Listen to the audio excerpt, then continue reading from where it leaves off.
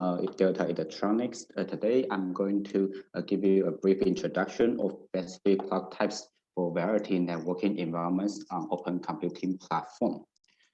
Currently, we are faced a challenge to build a synchronization environment according to the complex network environment. And as you can see here, we sometimes we don't know which synchronization source we can get from the previous stage. For example, you can get a sync E here, but in the other situation, you don't know what can you get. But because we are in the network, so we can assure that we can get the PTP packet for getting the 1588. And some application, you may face a problem that is you will use the wireless backbone. In this situation, which clock should you need to implement? And because the application may be require you to pass the frequency or phase or time. So basically, ITUT defines several clock types. For the first one is EEC, Ethernet Equipment Clock. It also known as synchronous Ethernet. And in this function, you can use it to retrieve the frequency from the physical layer. So you only need to use the PLL in your machine. And another one is PEC, packet-based equipment clock. In here, you only output the frequency, but you don't come in from the physical layer, you come in from the packet. So your machine need to calculate the PTP and send out the frequency. And the last two is boundary clock. But the difference is, can you get the frequency or not? In here, the partially time support means you can only get partially from the PTP and you cannot get the frequency. For the 40 time support, you can get all the information you need, whatever in PTP or frequency from synchronization is a net. In the past, if you need to use these 4 different clock types, you may need to use different machine. But Delta provided an open computing timesync platform. We integrated these 4 clock together in a box. So you can simply use our Delta API to implement it. Basically, this box includes 4 major parts. For the first one is MAC. The MAC provides a basic packet switching function, and it also a timestamper, so it can receive and send out some PTP packet. And also we build a PLL for maintaining the frequency and the phase. And because the MAC cannot directly receive the phase information, so we need to use the FPGA as transmission the signal into ProSync interface to the MAC. And we also need the CPU to maintain the whole system and provide a servo calculation for PTP. Okay, so how do you implement the clock types with our platform? Just like if you only need the sync E, you don't need the enabling the whole 1588 system. So you can use our API to disable the FPGA, and you don't need to open the servo. You only need to load the 82 and 62 configuration into the PLL, then you can get a sync E clock. And if you need to use some other 3 function, you should enable the whole 1588 system in order to receive the PTP packet from the clock source. But it depends on the different output you need. You still need to use our API to configure the output. For example, for the PEC, you only need frequency. So you load the configuration file and output frequency.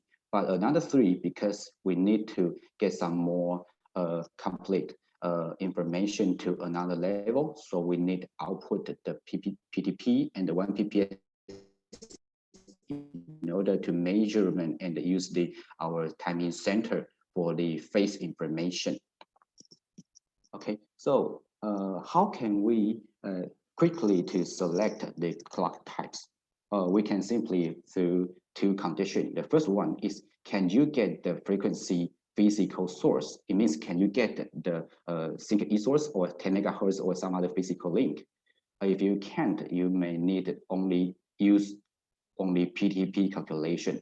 In here, if you can get a physical linking, and you only need to output the frequency, so we will suggest you to use the sync clock. But if you can't, if you can only get the PDP here, and you only need to output frequency, you can use the PEC because we can retrieve the frequency from the 1588 packet. And if you can get all this timing, we'll suggest you to use the 40 times support boundary clock in order to get the best quality of the synchronization. And the last one, if you can, similar to this one, if you can only receive PDP and you need to pass all those information, we will suggest you use the partially timing support. So here's a quick example. You can get frequency, output frequency, use the sync E. PDP and the frequency output, you suggest to use the PEC. And if you get the 40 information, we'll suggest you to use boundary clock 40 timing support. Okay, then we can get back to the first slide. There are some questions to be answered here. For this first one, in order to fulfill the whole networking, we can use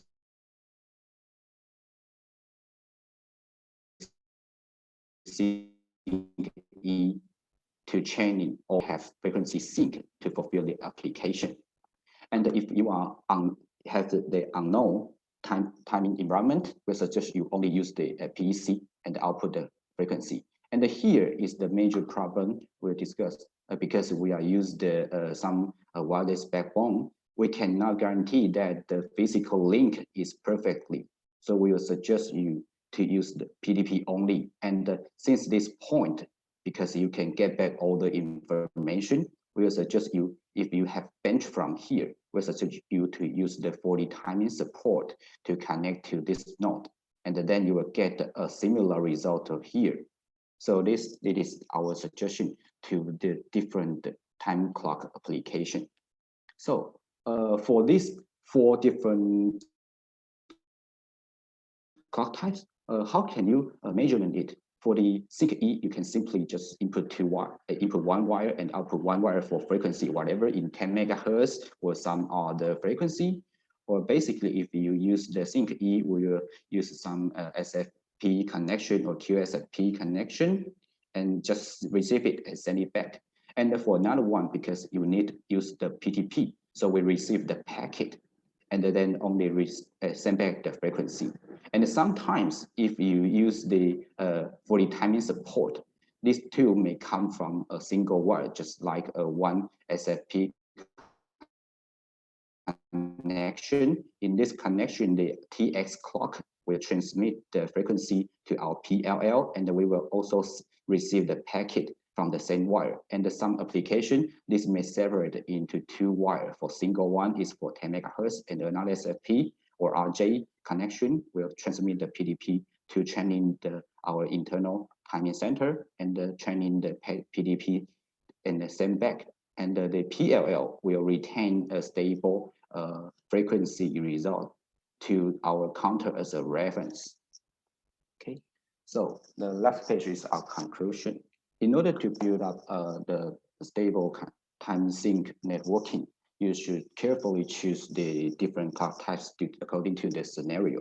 And the timing requirement may change due to application. For example, in the past, the 3G and the 4G, the totally end-to-end time budget is around 1,500 nanoseconds.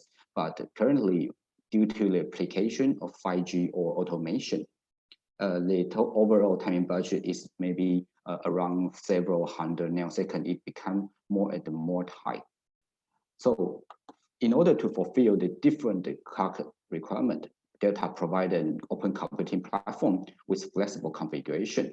We can let you easily and quickly realize the 4 different clock types just with single box and the different API.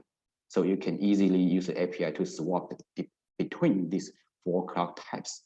And with this flexible platform, you can deploy your networking more flexibility with some future extension. Currently, if you only, for example, if you only need sync E currently, and you don't know if you need the 1588 in the future or not, you can simply use sync E right now. And in the future, maybe several months later, you get the PTP source. You just simply use the API to change the configuration, and then you can get a 40 timing support boundary clock. And if you are not you have some more node in your networking, it means you can get a more stable result for your overall time sync result, because our machine can provide a very strong holdover, and because you have many nodes in your networking, it also indicates you have multi-source. And with our strong clock change and response, it will keep your networking time sync very stable. Okay, here is our major product to support the timing we mentioned above. The first one is our AGC 208S. In this platform, we use the micro semi solution for external solution. And in here, we pass the 1588 class C. And in this platform, we also implement another skill for Pro PTP version. And for Pro PTP, we also pass some close to 1588 class C result. And for the AGC 7648 SB1, we use IDT solution. In this solution, we also pass the class C for 1588. Okay. Thank you for joining this meeting. If you have some other questions to discuss, is welcome to mail me or through this platform, open platform. Thank you. Hey, Samuel, thank you so much. Does anyone on the call have any questions for Samuel? I don't see any comments yet on the session. Okay. But does anyone else have any questions? Because we have a few minutes before the next session is on.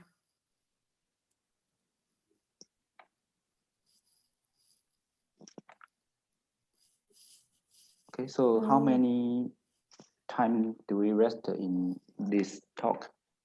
We have 5 minutes approximately, okay, Samuel, before the next presenters need to get on. So, and they're already here, so that's great. But we're just trying to see if we could have a discussion.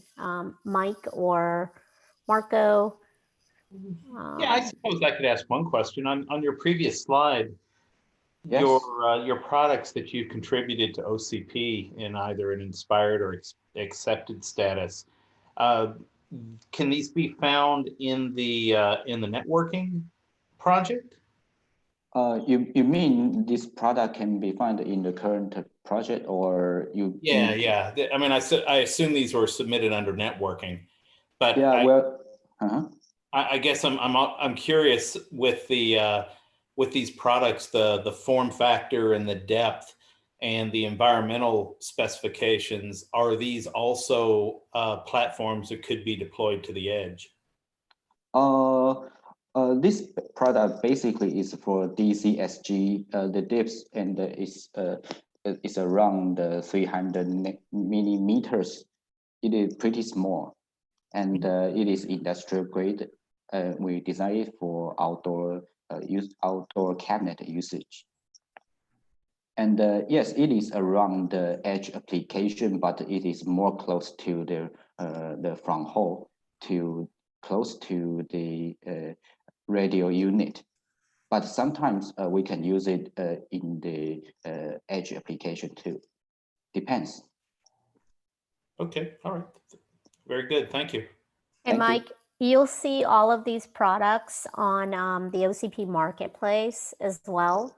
Oh, they are, great. Yeah, they're all on the OCP marketplace. So you can get, lots more detail on the deep buffer switch, both the 10 gig and the 25 gig, the 25 gig leaf and top of rack switch. There's also the PoE switch. There's also the 10 gig leaf and rack. There's a bunch of products on the marketplace that you can get access to. And yes, most of them did come in through the networking group, primarily because of their applications with, using ONI and Sonic and such. Yeah, if you have some more information need, you can just email me and I will maybe send you some information about our product. Okay, all right. Very good. Thank you. Thank you. One comment that was made from the team was that we do also have a time appliances project that has just started out. So I think it was Craig that was saying that it might be good for Delta to participate in that project as well. Okay, if you haven't already started. Okay, thank you. So I think I will stop my sharing in this meeting. Okay, thank you all so much. Yep, thank you so much.